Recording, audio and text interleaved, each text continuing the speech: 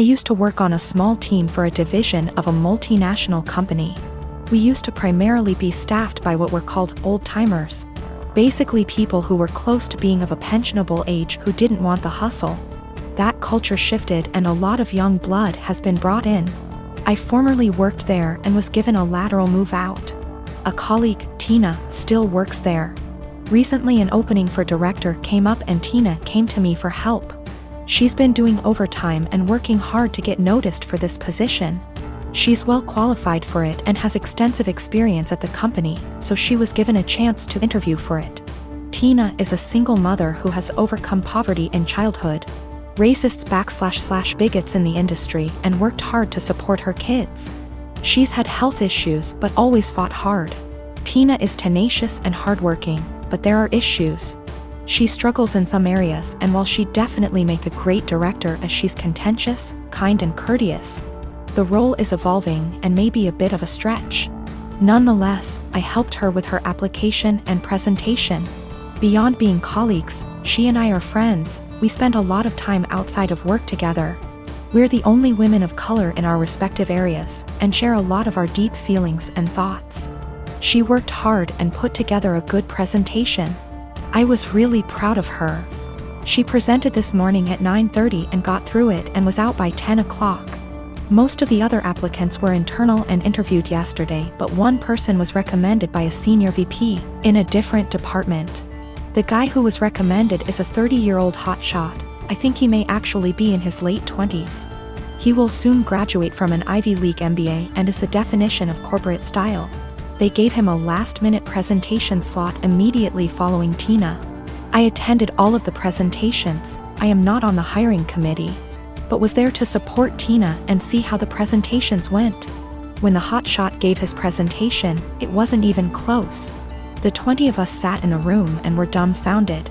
Not only was his presentation visually appealing, but he noticed details none of us ever did, and he developed a pitch that was so innovative that our AVP asked to use a tagline he created.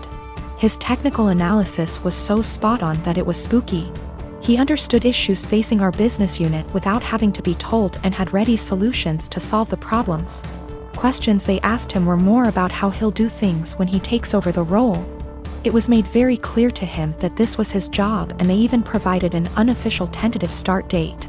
It is very clear that he understands the industry and his past experiences, such as professional work experience as well as winning top case competitions and academic awards, prepared him very well. The presentations were in totally different leagues.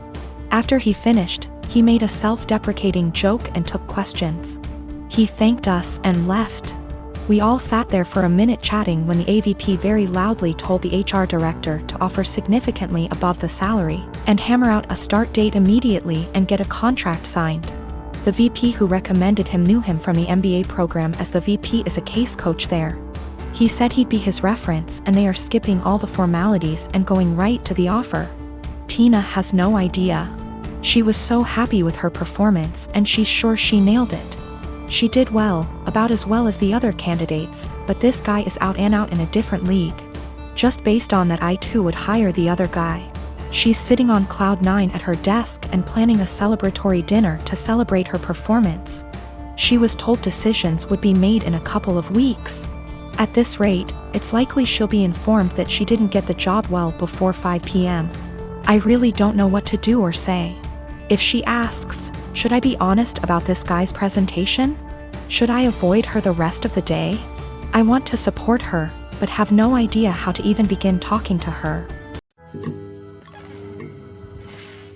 My wife and I have been together for 3 years. I have a daughter from my previous marriage. She's 14. I also have a stepson who tends to be rude at times but civil enough around adults. He's 16. He and his stepsister get along well. No arguing. No yelling, even better than most siblings I know, which is great, and it's quite a relief to see them loving and respecting each other. We have 2 bathrooms in the house. My daughter only uses the smaller one, since it's always available, unlike the main bathroom that my stepson and wife often use. I've recently received some money and decided to renovate the small bathroom that my daughter uses, since she complained about things needing to be fixed. I started the renovation 2 days ago. while my daughter uses the main bathroom as an alternative. There were no issues until my wife pulled me aside saying my daughter's been leaving period products inside the bathroom, and it wasn't right 'cause my stepson would see them. I asked my wife for more clarification, and turns out my daughter gets rid of her used pads by putting them in the trash can inside the bathroom. I told my wife there was nothing wrong with that, so what's the problem? She gave me a look, called me an ignorant, then dropped it. This morning she looked upset and told me my stepson went inside the bathroom after my daughter got out, and probably saw her used pads in the bathroom. I asked if she meant the trash can, and it was confirmed. She then proceeded to tell me to ask my daughter to stop using the main bathroom even though the small one is still in the process of being renovated. I absolutely lost my shit and told her she was making a ridiculously unreasonable demand. Told her it's my daughter's house too. Where is she supposed to go if she can't use both bathrooms? We started arguing back and forth until she said she'd talk to her, but I told her to stop it. She just kept giving me the cold shoulder for hours now, even though my stepson said nothing about this issue as she claims it to be. My wife said she was trying to be a parent, but I treat her as an outsider to my daughter. That's not true. I might have been harsh on her, but in my opinion she wasn't trying to parent, she was being unreasonable. I might be wrong, I just don't see her point. My wife is an incredibly private person, but that doesn't mean she can get others to follow. The trash can we have has a lid. It's a step-on trash can that doesn't require hands. My stepson isn't even aware of what his mom's talking about. He can barely look around, he always has his phone glued to his face, and he doesn't pay attention to anything. My best friend and I are quarantining at our apartment together. She's trans and has had trouble growing her hair out, so she wears wigs. She has some really cute ones in other colors that she wears for fun and stuff. But she has a standard everyday wig she wears most of the time. Lola never got the traditional girly childhood, so we've been making one for her in quarantine. We built a fort in the living room, have been making friendship bracelets, playing summer camp-style games. It's a lot of fun. Last week, Lola mentioned to me that she wanted to start a quarantine diary so that she could document her experiences for future generations. I actually thought it was really cool, and then we got on the topic of journaling and I told her about my first diary. One of those flismy lock diaries that every girl had as a kid. We bought matching ones as part of our Give Lola Her Childhood Back crusade. They took a little while coming in, but we got them on Friday. Saturday night, some of our friends from college decided to do an impromptu girls' night in. Lola was in the shower, so I answered the Zoom without her. Lola is not out to anybody at our college, and I respect that. This is her fresh start and she has a right to decide when she wants to come out to these people, if at all. I know I wouldn't 100% trust some of the people at our school with something as personal as this. We were talking about what we've been doing in quarantine, and I mentioned that we had gotten the diaries. I said it was for the nostalgia and they wanted to see the diaries. We left the box in Lola's room, so I went in to show them. Lola and I go into each other's rooms all the time, we're basically sisters to one another, and it's just about second nature. When we were younger, we had keys to each other's houses. I didn't think anything of it. I flipped the camera to show the diaries and didn't flip it back. I got distracted by a cute choker on her dresser and forgot that the camera was flipped back / there was anything to hide. They knew Lola has worn wigs out to parties / the club / etc., but her everyday wig was right out in plain view, and one of our nosier friends asked what the new wig was. I completely blue-screened and someone else realized that it was Lola's hair. I genuinely had nothing to say. They were asking why Lola wore a wig and I had no explanation. I didn't want to out her. Someone else came to the conclusion that Lola must have cancer or alopecia or some other horrible thing that causes hair loss. They've decided that she was just too embarrassed to say, and they all started going on about poor Lola, etc. I just didn't know what to say, and I said it wasn't my place to confirm / deny. I hung up and immediately told Lola. I apologized profusely, and I know how badly I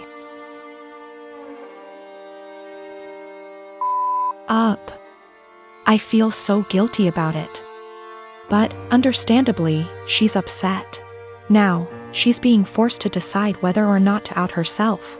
Lola, understandably, doesn't want to lie about having some serious disease, and people are already trying to show support. At the same time, though, she doesn't want to have to come out. I don't know what to do. I want to support her, but she doesn't want to even see me right now. The last year and a half has been hard for me, to say the least. Last March, my brilliant and hilarious and beautiful girlfriend Natalie suddenly passed away. Everyone always gave shit about us because of politics.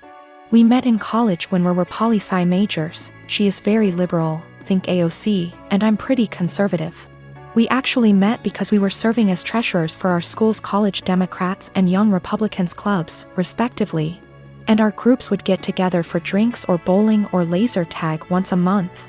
Well, Natalie and I bonded over a lot of shared interests and we hit it off. Even if we didn't see eye to eye on many issues, debating her was stimulating and formed the cornerstone of our relationship. We've had debates that went on until dawn. We just bounced off each other. She liked to joke that we were drift compatible. I wanted to marry this woman, but she passed away before we got a chance to talk about marriage. I'm in therapy and I'm working through not having her in my life anymore, but it's been rough. Then Rona happened and I got laid off, so I had to move back in with my parents and figure out what I am supposed to do now. My parents mean well, but they got married really young and are more conservative and religious than me. They've been trying to set me up on dates with single girls from their church since I moved back home. But I don't want to date these girls. No offense to them, but it's a small town in the American breadbasket. They don't share the same interests as me and it feels like their only goal in life is to be a good Christian wife and produce a lot of babies. Trying to talk to them about current events is excruciating for me. The girls my parents tried to set me up with take everything they read on Facebook or hear from Fox News for face value. It makes me miss Natalie and our debates more. My parents mean well. I know they want me to find a nice girl and settle down with her, but not like this. They are nothing like Natalie and never will be.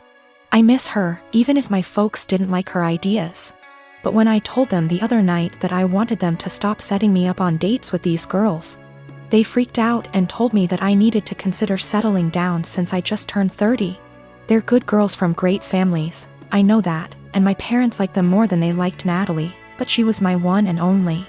I don't think it's fair for anyone when I still love her.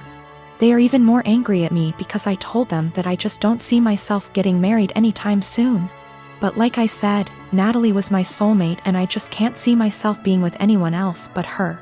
Yet, they are insisting that I need to find a woman and settle down and give them grandchildren. We were seriously close to talking about marriage. But around the time she died, it was more like how funny it would be if the bridal party wore blue and the groomsmen wore red because the bride is a Democrat, and the groom is a Republican / Romeo and Juliet deal. I wish we got to do that. Natalie thought it was hilarious.